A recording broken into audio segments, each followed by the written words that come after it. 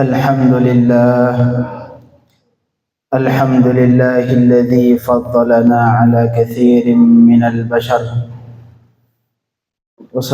أشهد أن لا إله إلا الله وحده لا شريك له، وأشهد أن سيدنا محمدا عبده ورسوله خير البشر. اللهم صل وسلم وكرم على سيدنا وحبيبنا محمد وعلى آله وصحبه أجمعين. أما بعد أيها الحاضرون، اتقوا الله حق تقاته ولا تموتن إلا وأنتم مسلمون. أيها الناس اتقوا الله، فإنه من يتق ويصبر فإن الله لا يضيع أجر المحسنين. Jemaah Jumat yang dirahmati Allah Subhanahu wa taala, alhamdulillah Allah masih memberikan kesempatan umur panjang sehingga kita bisa melakukan salat Jumat secara berjamaah, dan Allah masih memberikan taufik kepada kita sehingga sanggup kita lakukan segala macam ibadat yang telah Allah fardukan atau Allah sunnahkan kepada kita umat Rasulullah sallallahu alaihi wasallam. Kemudian salawat dan salam ke Rasulullah sallallahu alaihi wasallam dan ahli dan sahabat. Kemudian khatib mengajak kepada diri pribadi dan kepada seluruh jemaah sekalian, mari sama-sama kita tingkatkan takwa ke Allah Subhanahu wa taala dengan melakukan yang diperintahkan Allah dan meninggalkan yang dilarang oleh Allah Subhanahu wa taala. Karena meninggalkan larangan juga ibadat yang lebih besar dibanding melakukan ibadat.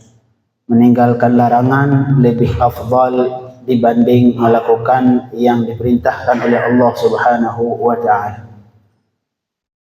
Untuk zaman sekarang larangan sangat mudah dilakukan dengan canggihnya ekonomi yang kita rasakan sekarang.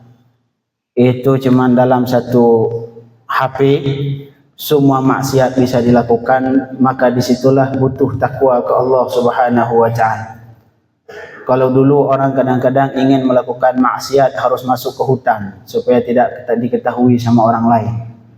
Sekarang orang kadang-kadang bisa melakukan maksiat sedang mendengar khutbah yang seperti ini. Di pojok masjid dia main HP, bisa melakukan maksiat, ada kemungkinan di dalam masjid sedangkan khatib sedang berkhutbah. Itulah kemudahan dengan kecanggihan dunia yang sekarang ini, sangat mudah melakukan maksiat. Maka saat itu yang dibutuhkan adalah takut ke Allah Subhanahu wa taala. Salah satu maksiat yang sangat dikhawatirkan, yang sangat sekarang tersebar di mana-mana, yaitu judi. Itu maksiat judi adalah salah satu maksiat yang sangat dibenci oleh Allah Subhanahu wa taala. Malahan Allah di satu ayat menyatakan, ya ayyuhalladzina amanu innamal khamru wal maisiru wal ansab wal azlamu rijsum min amali syaitan fajtanibuhu la'allakum tuflihun. Kata Allah, wahai orang beriman, sesungguhnya khamar, sesungguhnya judi, wal ansab wal azlam, ini dua bentuk judi di zaman jahiliyah.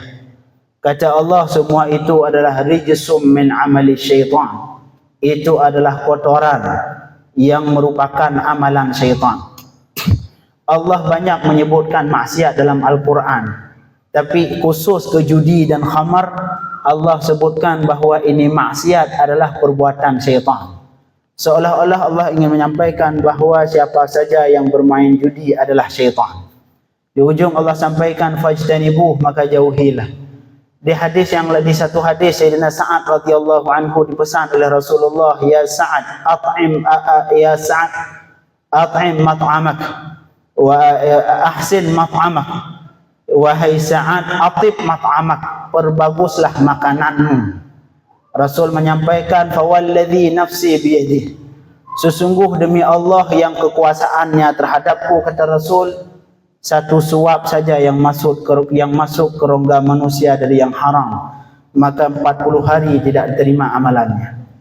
Maka di sini khatib mengajak kepada seluruh jamaah, ini adalah maksiat yang sudah tersebar di mana-mana, tidak tua, tidak muda, sampai malahan anak kecil, yang disebutkan sampai ratusan triliun Itu perputaran uang di judi online. Mari sama-sama kita sekarang, terutama kita sebagai orang tua punya anak, kita orang tua punya saudara, punya adik, punya kakak, mari kita basmi bersama. Karena ini tidak akan bisa dibasmi kecuali jika semua kita, baik dari pemerintahan sampai kita masyarakat, bersama-sama untuk memerangi sehingga negara kita terbebas dari yang namanya judi. Amin ya rabbal alamin. Karena judi pada hakikatnya tidak ada untungnya. Dia menang dianggap rugi karena makan makanan haram. Kalau ia kalah memang benar-benar rugi. Makanya kata ulama, judi tidak ada untungnya. Apabila dia menang, maka dia juga dianggap rugi karena makanan yang ia makan dari hasil judi hukumnya haram. Apabila ia kalah, dan itu juga sudah pasti rugi. Jamaah Jumat yang dirahmati Allah Subhanahu wa taala, tema pada hari ini yaitu salat berjamaah. Qala Allah Ta'ala, a'udzu billahi minasyaitonir rajim, wa aqimus shalah wa atuz zakah warka'u ma'ar raki'in. Dirikanlah salat dan tunaikanlah zakat. Warka'u ma'ar raki'in, dan rukuklah kalian bersama orang yang rukuk. Kata ulama, tidak ada ibadat rukuk secara terasing. Kalau sujud, ada sujud sendiri dia menjadi ibadat, seperti sujud syukur, sujud tilawah. Adapun rukuk, tidak ada istilah rukuk dengan sendirinya menjadi ibadat. Sehingga ulama tafsir menafsirkan warka'u ma'ar raki'in, artinya salatlah kalian bersama orang yang salat, artinya salat berjamaah. Hukum salat berjamaah kata ulama, terutama mazhab al-Imam Asy-Syafi'i rahimahullah, sebagian ulama menyatakan dalam mazhab Asy-Syafi'i, al-Imam Asy-Syafi'i, hukum salat berjamaah fardu kifayah. Apabila satu daerah semuanya sepakat tidak melakukan salat berjamaah, maka pemerintah Islam berhak memerangi mereka satu kota. Sedangkan pendapat yang kuat yang satu lagi menyatakan bahawa salat berjamaah hukumnya sunnah muakkad. Sunnah muakkad yang fadilahnya sangat besar di sisi Allah Subhanahu wa taala. Yang tidak akan ditinggalkan ini fadilah kecuali orang yang meremehkan agama Allah. Tidak akan meninggalkan fadilah berjamaah kecuali orang yang meremehkan hari kiamat. Tidak akan meninggalkan salat berjamaah kecuali bagi dia akhirat itu sekedar ilusi, tidak ada hakikatnya. Bagi orang yang meyakini bahawa akhirat itu benar adanya, bagi orang yang meyakini akhirat itu sangat penting suatu saat, bagi orang yang meyakini bahawa seluruh perbuatannya akan dimintai pertanggungjawaban, maka sama sekali ia tidak akan mengentengkan yang namanya salat berjamaah. Jamaah Jumat yang dirahmati Allah Subhanahu wa taala. Di satu hadis Rasul menyatakan seperti yang disampaikan disebutkan hadis oleh Imam Al-Bukhari rahimahullah, termasuk Imam Muslim rahimahullah. Kata Rasul sallallahu alaihi wasallam, salatul jamaah tafdulu salatul fardhi bi 27 darajah. Sesungguh salat berjamaah melebihi salat sendiri sebanyak 27 derajat. 200 kalau kita persen sebanyak bonusnya bagi orang yang salat berjamaah dibanding orang yang melakukan salat sendiri. Diberikan bonus oleh Allah Subhanahu wa taala sebanyak 2700%. Yang mungkin kalau kita temu diskon di suatu supermarket ataupun bonus di sebuah transaksi, maka tidak mungkin apabila itu transaksi keduniaan yang menguntungkan dunia kita, tidak mungkin kita tinggalkan. 2700 derajat, 2%. Maka itulah kelebihan bagi orang yang melakukan salat berjamaah, sehingga tidak mungkin ditinggalkan salat berjamaah kecuali orang yang meremehkan agama Allah. Tidak mungkin meninggalkan salat berjamaah kecuali orang yang meremehkan yang namanya hari kiamat. Na'udzubillah min dzalik. Di satu hadis diriwayatkan, bukan dalam hadis, salah satu khalifah dulu, gubernur Iraq yang bernama Maisun bin Mahran. Beliau satu ketika, inilah pemimpin dulu, pemimpin di abad dinasti Abbasiyah, yaitu Maisun bin Mahran. Beliau satu saat itu sebagai gubernur Iraq. Kata beliau satu ketika beliau mendatangi masjid, faqila lahu innan nas qad insarafu. Sesungguh manusia jamaah sudah selesai, sudah pulang, selesai berjamaah. Apa kata beliau? Inna lillahi wa inna ilaihi raji'un. Artinya beliau tertinggal jamaah adalah sebuah musibah yang sangat besar. Itu gubernur, itulah pemimpin. Makanya umat Islam dulu dimuliakan oleh Allah Subhanahu wa taala. Umat Islam dulu dimuliakan oleh Allah. Umat Islam dulu ditakuti oleh umat kafir. Itu salah satu pemimpin umat Islam dulu ketika tertinggal jamaah di masjid, kata beliau, inna lillahi wa inna ilaihi raji'un. Kata beliau, inna hadhihi salah la fadlu hadhihi salah ahabbu ilayya min wilayatil Iraq. Sesungguh fadilah ini salat lebih aku cintai dibanding aku menjadi memimpin negara Iraq. Itu Iraq sebesar itu, kata beliau, fadilah salat berjamaah lebih beliau sukai dibanding diberikan jabatan untuk memimpin negara Iraq. Itulah pemimpin umat Islam yang dahulu, Bapak sekalian. Sehingga wajar umat Islam dulu ditakuti, umat Islam dulu bisa menguasai dunia, karena mereka di samping usaha mereka dalam keduniaan, tapi urusan akhirat juga tidak pernah mereka tinggalkan. Jamaah Jumat yang dirahmati Allah Subhanahu wa taala.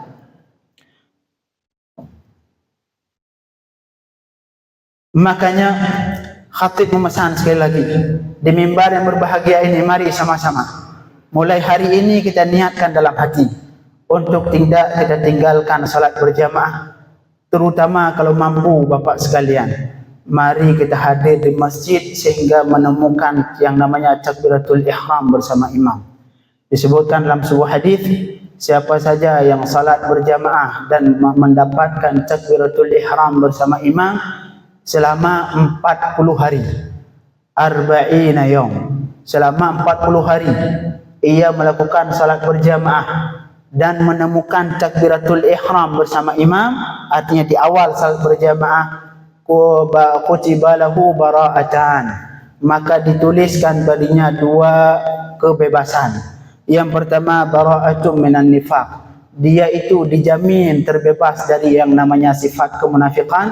Yang kedua, wa bara'atun minan nar, dia dijamin oleh Allah Subhanahu wa taala lewat lisan Rasulullah bahwa ia akan terbebas dari yang namanya api neraka. Kita mohon ke Allah Subhanahu wa taala, semoga kita diberikan taufik oleh Allah sehingga sanggup menjaga jamaah minimal selama 40 hari, dan kalau bisa kita bisa melanjutkan salat berjamaah hingga akhir hayat seperti halnya Sayyidina Sa'id bin Al-Musayyib. Kata beliau, saya selama 20 tahun tidak pernah diazan oleh muazzin melainkan sudah di masjid. Dan Sayyidina Sa'id bin Al-Musayyib, beliau salah satu tabi'in, kata beliau, tidak pernah azan di masjid selama 20 tahun melainkan saya sudah berada di masjid untuk melakukan salat berjamaah. Itulah perhatian salafus salihin terhadap salat berjamaah. Semoga kita tergolong orang-orang yang mendirikan salat berjamaah. Amin ya rabbal alamin. وقال الله تعالى وبقوله يهتدي المهتدون. أعوذ بالله من الشيطان الرجيم. بسم الله الرحمن الرحيم. قل هو الله أحد الله الصمد لم يلد ولم يولد ولم يكن له كفوا أحد. بارك الله لي ولكم في القرآن العظيم ونفعني وإياكم بما فيه من الآيات والذكر الحكيم وتقبل مني ومنكم تلاوته إنه هو الغفور الرحيم. اللهم صل وسلم على سيدنا محمد وعلى آله وأصحابه أجمعين. الحمد لله رب العالمين. أشهد أن لا إله إلا الله وحده لا شريك له، وأشهد أن سيدنا وحبيبنا محمدا عبده ورسوله. اللهم صل وسلم وكرم وعظم على سيدنا وحبيبنا وشفيعنا محمد وعلى آله وأصحابه أجمعين. أيها الحاضرون، اتقوا الله حق تقاته ولا تموتن إلا وأنتم مسلمون. أيها الناس، اتقوا الله، فإنه من يتق ويصبر فإن الله لا يضيع أجر المحسنين. قال الله تعالى: أعوذ بالله من الشيطان الرجيم. بسم الله الرحمن الرحيم. والعصر إن الإنسان لفي خسر إلا الذين آمنوا وعملوا الصالحات وتواصوا بالحق وتواصوا بالصبر. اللهم اغفر للمسلمين والمسلمات والمؤمنين والمؤمنات. اللهم اغفر لنا ولوالدينا وارحمهم كما ربونا صغارا، ولأجدادنا ولجداتنا ولإخوتنا ولأخواتنا ولمن أحسن إلينا ولمن له حق علينا برحمتك يا أرحم الراحمين. اللهم وفقنا ووفق أهلنا ووفق كل من أحبنا وأحبونا إلى كل خير، وأبعد عنا كل شر برحمتك يا أرحم الراحمين. اللهم يا من وفق أهل الخير للخير وأعانهم عليه، وفقنا للخير وأعنا عليه برحمتك يا أرحم الراحمين. اللهم أعز الإسلام والمسلمين وأهلك الكفرة والمنافقين.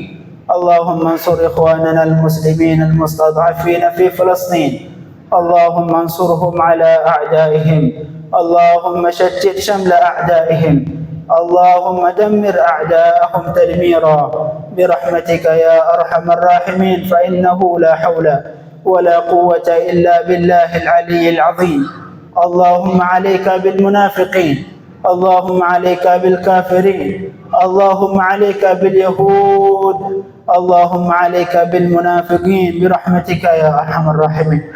اللهم ربنا ظلمنا أنفسنا وإن لم تغفر لنا وترحمنا لنكونن من الخاسرين. اللهم ربنا آتنا في الدنيا حسنة وفي الآخرة حسنة وقنا عذاب النار. وصلى الله على سيدنا محمد وآله وصحبه وسلم، والحمد لله رب العالمين.